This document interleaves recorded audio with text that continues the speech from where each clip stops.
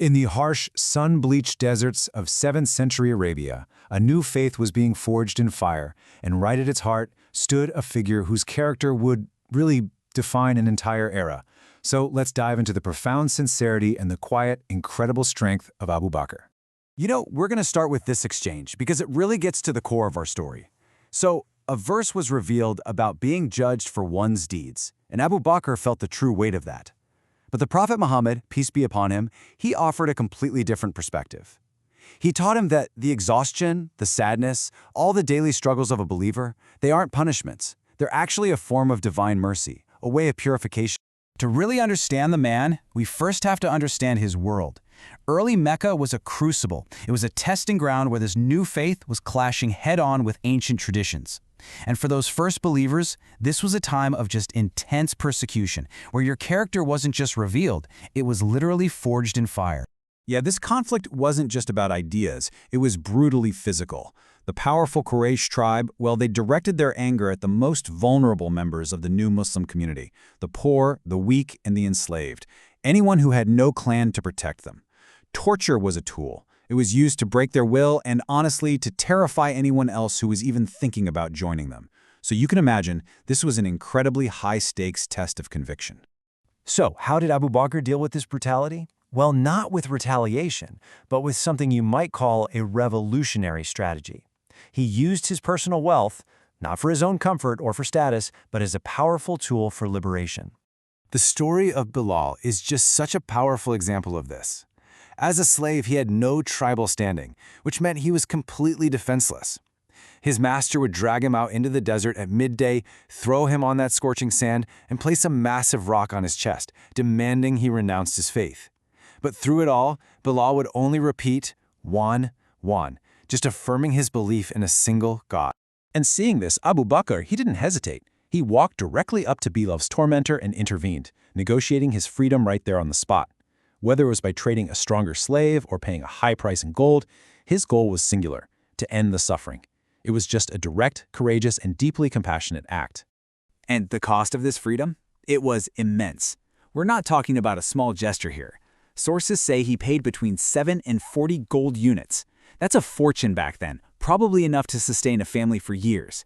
This just shows the incredible depth of his conviction.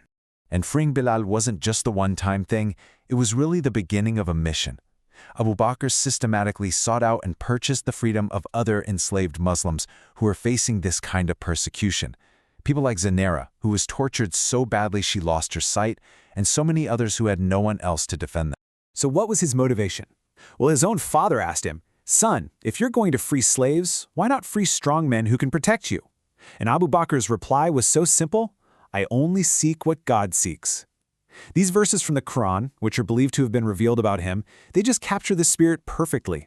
He wasn't buying loyalty. He wasn't expecting anything back. His charity was solely to purify his soul and seek the pleasure of his Lord. So, this selflessness in his public actions, it was a direct reflection of his inner state. Now we're going to shift our focus from his hands to his heart, to explore a devotion so profound that it simply could not be hidden. When he was asked about a verse describing those who stay on a right course, Abu Bakr gave this beautiful interpretation. For him, sincerity or steadfastness meant a complete and total orientation of the heart. Every emotion, love, fear, hope, every single action was directed solely towards the divine, with no distractions. And you could see this inner focus in his faith. He was known for weeping a great deal whenever he recited the Qur'an. And this wasn't for show. The sources say he just could not help it. The words resonated so deeply within him that they brought him to tears, a sure sign of a heart that was fully present and moved by the message. And here's where his private devotion had a very real, public impact. He had set up a small place to pray in the courtyard of his home, and as he recited the Qur'an, his raw sincerity and his emotional state, it started to attract the attention of his neighbors. The women and children of the Quraysh would actually gather, just fascinated and moved by the sight of this man, so overcome by his worship. This undeniable sincerity, when you combine it with his lifelong reputation for integrity, it became his most effective tool. Let's explore how Abu Bakr's character actually served as both a shield for himself and a bridge to others. So at one point, the persecution got so intense that Abu Bakr decided he had to leave Mecca. But on his journey, he was stopped. And not by an enemy, but by Ibn ad-Dagaha, the chief of a powerful neighboring clan who, by the way, was not a Muslim. And listen to Ibn ad-Daga's reason for this. It's just remarkable. He insisted on giving Abu Bakr his personal protection, not for any political or tribal reason, but purely based on his character. He saw Abu Bakr as an essential pillar of the community, someone whose virtue was so great that forcing him out would be a loss for everyone, even those who didn't agree with his faith. He also used his specialized skills for a higher purpose. You see, Abu Bakr was a master genealogist, which was a highly respected expertise in tribal Arabia, and he used this knowledge not for status, but as a diplomatic tool.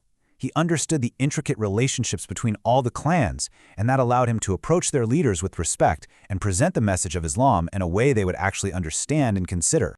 So, we've seen the struggle, the charity, the sincerity, and the diplomacy. Now let's just tie all these threads together to reflect on the legacy that emerged from the trials of the desert, and ultimately the promise of peace. And this brings us to a final question, one to really think about. What is the true measure of a legacy? Is it wealth? Is it power or grand monuments? Or, as Abu Bakr's life seems to suggest, is it measured in the quiet sincerity of the heart, the lives you liberate, and the character you build when you think no one is watching? The chapter in the Qur'an that spoke of Abu Bakr's selfless charity, it ends with this simple yet incredibly profound promise. After describing the one who gives everything, seeking nothing in return but the pleasure of his Lord, it concludes with this ultimate assurance of peace, a fitting end to a life defined not by what it took, but by what it so freely gave.